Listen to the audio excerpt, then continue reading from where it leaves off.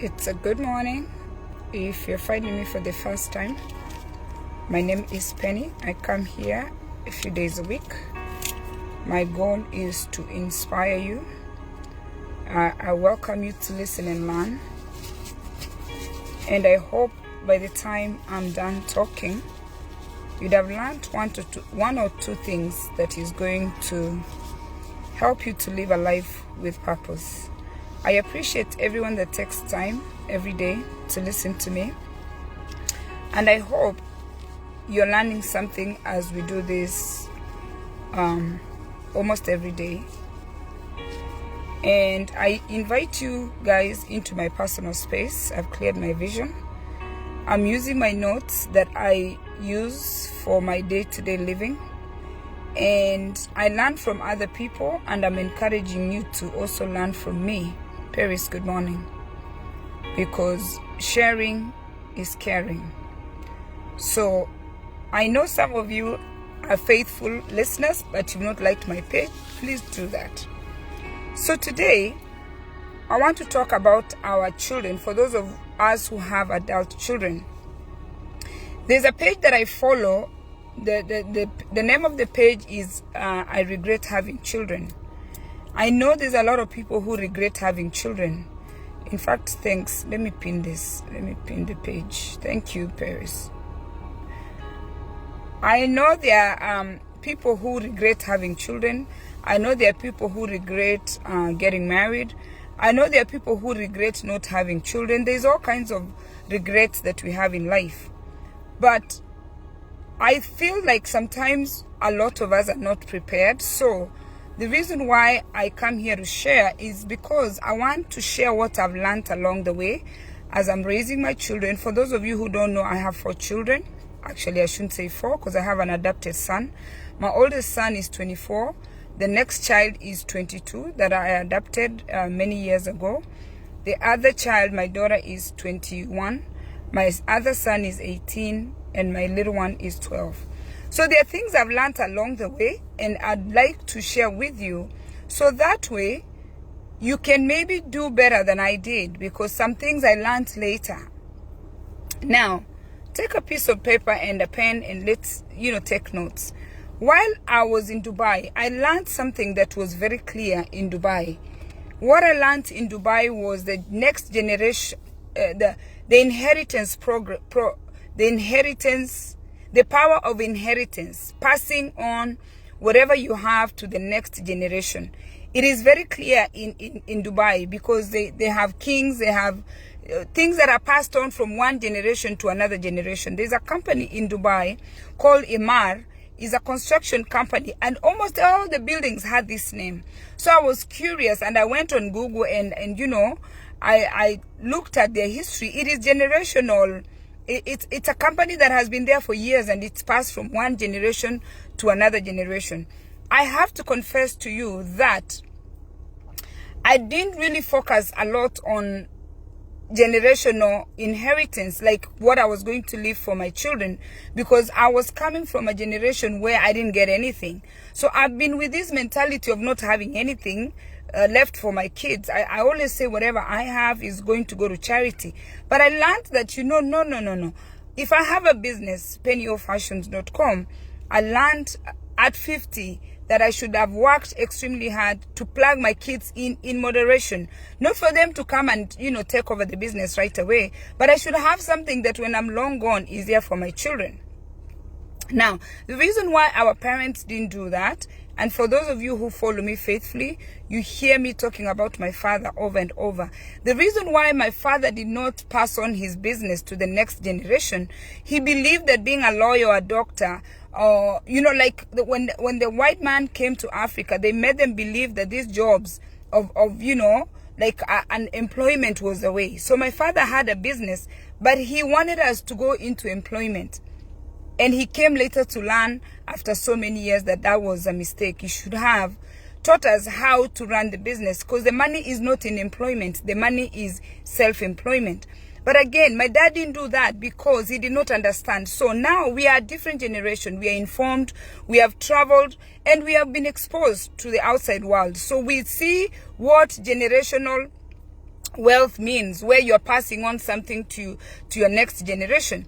Now, if you sit and ask yourself, you need to ask yourself this question, write it down. If I'm no longer here, once I'm gone and I have grandchildren, what are my children going to tell our grandchildren that grandma stood for or grandpa stood for? What does the next generation for your generation look like? Ask yourself when you're long gone. Now, a lot of us are buying or investing in a lot of things. Even some of us are buying life insurance. There's a hype of people buying life insurance. If you buy life insurance for 100K, 200K, you're buying life insurance. Ask yourself, when you die and your children get 100K, your children get 500K, your children get 1 million, what are they going to do with this money? Because right now, you've never taught them how to handle money. You're buying properties, especially for us Africans. You have land everywhere. You work 2 jobs, you work 3 jobs. You build apartments. But you've never taken your children to initiate them and tell them that this is your apartment. When I'm long gone, you can collect rent. What are you doing right now? And when you're gone, that the children know what you're doing? Are they aware? What will your kids say tomorrow after your funeral? I was talking to a friend, and we always talk about the kids because, of course, that's what we have in common. And my friend told me that she has a friend that is a therapist that told her children who had present parents go to the therapist because the parents were helicopter parents. The children are going to the therapist to tell the therapist that, you know what, my parent was too much. I never really had a chance to be a child. The children who did not have the helicopter parents, the children who did not have parents whose parents are either on drugs or they gave the kids away or they're working 2-3 jobs as absent parents, their children go to a therapist too. Today is something I want to tell you that is so important, and I'm saying it based on me. My father has been dead going to 16 years now, but all those life lessons he taught me, I can use them today.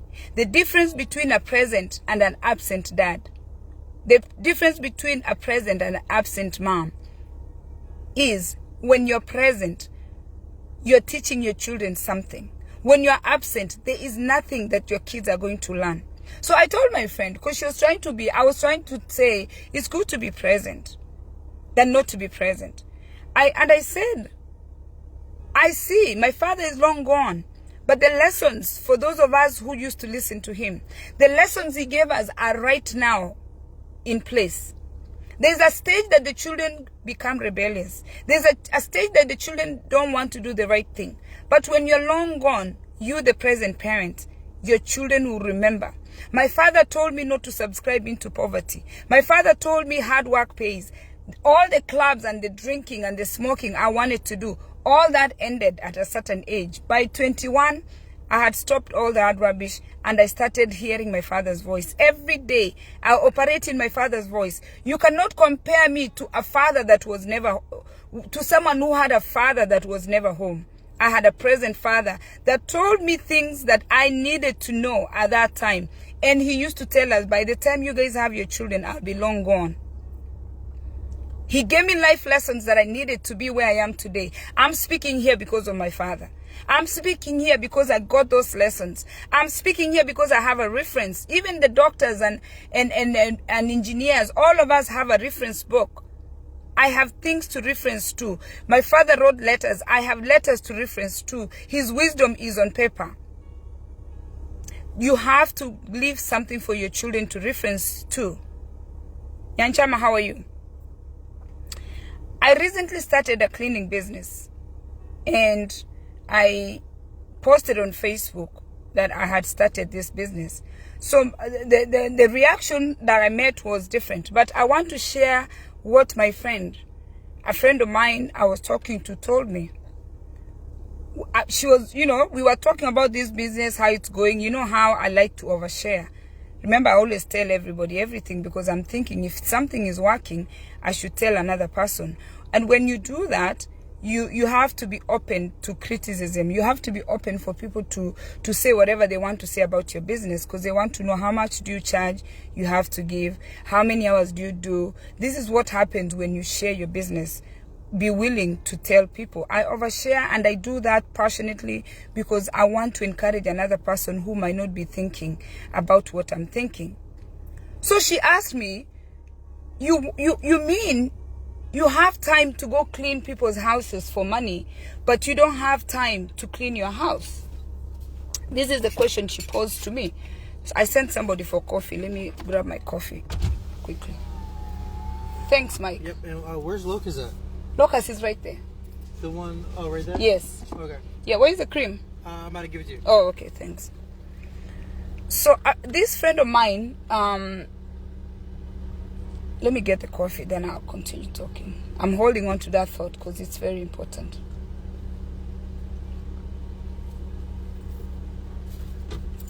Thank you so much. Yep. Okay. Is that the rage cream? Yeah, okay. That's good. Thank you. So, this friend of mine, first when she asked me how much I charge, I told her I started at $85. I'm going to be specific, oversharing. 85 is the minimum I started with. Oh, she told me that's too little. I said, no. That's how I had set my prices, maybe the environment. And then we continued. She asked me, you don't have time to clean your house, but you can go clean for money. And that question was very good. I tell you why the question was good, because after we finished the conversation, I thought about it. And the lesson in that question and the lesson in her comments, if I have children who are 24, 22, 18, and 12. I have these children in my house. I'm 50 years old. Their father is 53 or 54 years old. I want you to explain to me why I should clean my house when I have 4 children in my house. So I need to go work all day, pay for their college, pay for their house, and clean the house for them. My response to her, my children make the mess. I don't make a mess in my house. If I make the mess, I clean. So I told her the mess in my house is made by those children, and I have adult children. They need to clean. But at the same time, I want you guys to know why we have problems in society.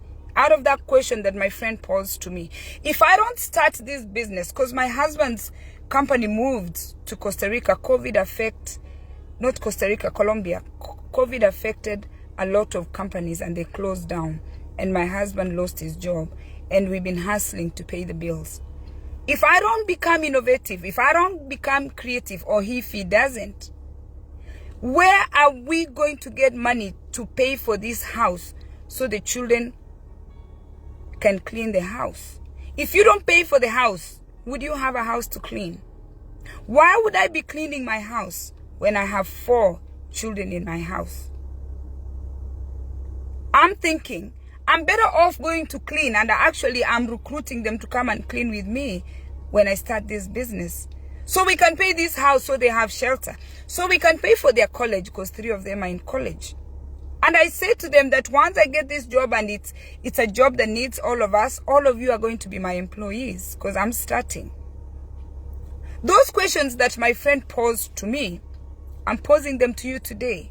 Some of you parents, you cook and clean for your children, and yet you cannot afford the rent. Some of you parents, you babysit your children. You do everything for your children. You do laundry for them.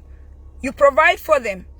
And you yourself, you have nothing. You have no generational wealth for them. You're employed. You're just like me. If you lost your job tomorrow, you and those children in that house, adult children you're cleaning after, you will not have a place. And what I did as a parent, when my kids are of age, a certain age, I divided my house in sections. That's how I live, because I was a present mother. So I do not clean the house for my children. Everyone has a section they clean. And every now and then, as somebody who oversees, I will go around and just pick whatever I think they didn't do right. But since they were little, they do work. The other thing is cooking. I don't like cooking, but I cooked for them faithfully when they were little, and we cooked together. At this time of my life, I don't cook. I cook because I want to cook. And I cook maybe something, maybe eggs, something that I want. But otherwise, these children that I've raised for over the years, they need to be able to cook and put food on the table. They need to be able to clean the house. They need to be able to do food shopping. I'm 50 years old. I raise these kids so that way they can take over from me, the next generation. I'm not going to allow the children to sit in my house and sleep in my house when I was not allowed to do that. Teach your children life skills. While academic excellence is good, while career excellence is good, your children need survival skills out here. A lot of people are in problems because their parents focused on academic excellence, but they did not give them their life skills. And that's why marriage is horrible, because you're marrying this child who never cooked, who never cleaned, but they are CEO of a company. You're marrying a man who is like making 6 figures, or you're marrying a woman that is making 6 figures. They are doctors, they are whatever, but when they come home, when they enter your private space, you've married, you have children, they can barely do something. And they feel accomplished. Everything is beneath them because they've excelled in academics. Why? Because we come from a culture, especially as Africans, where we celebrate children, where we celebrate adults who have excelled in academics, excelled in their career. That's why in Kenya, actually, even up to now, people idolize people who went to national schools. People idolize people who are doctors and engineers. People idolize people who went to Ivy League universities. We've lost a lot of children in this America, Kenyan American children, to drugs and alcohol because we focus so much trying academics, but they're not excelling in their personal life. Hold on. We idolize people who have big titles. We idolize people who are our children who get good grades. And we forget to teach our children the most important things that they need, life skills. And I see that in my family. The children who went to national schools were treated like they were everything. The children that did whatever that they were supposed to do, they were idolized. And when the parents are no longer there, your grades are not going to help you. Teach your children that one day you're not going to be there. Children don't learn by what you just do. Children learn by you modeling, whatever you're modeling to them. You don't learn by just being told. You learn by actually doing what you're supposed to do. I am who I am today. I know what I know today because of my father.